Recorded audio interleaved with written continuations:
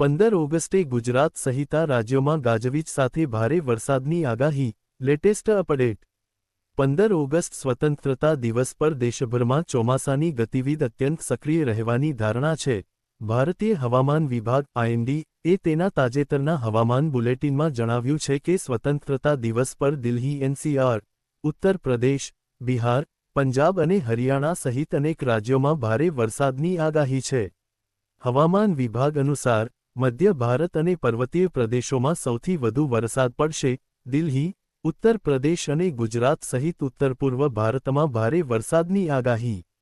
દેશના મેદાની વિસ્તારો અને ઉત્તરપૂર્વી રાજ્યોમાં પણ વાદળો છવાયેલા રહેશે. 30મી 50 કિલોમીટર પ્રતિ કલાકની ઝડપે તોફાની પવન ફૂંકાય તેવી આગાહી. ઘણા રાજ્યોમાં વરસાદની સાથે સાથે ભારે પવન અને વીજળી પણ ફૂંકાય તેવી શક્યતા છે. માછીમારોને સતર્ક રહેવાની સલાહ આપવામાં આવી.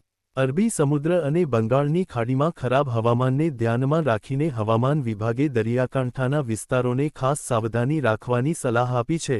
હવામાન વિભાગે માછીમારોને 15 ઓગસ્ટે ઊંડા પાણીમાં ન જવાની સલાહ આપી છે. Thank you. બને રહો અમારા પવનસુત ન્યૂઝ સાથે.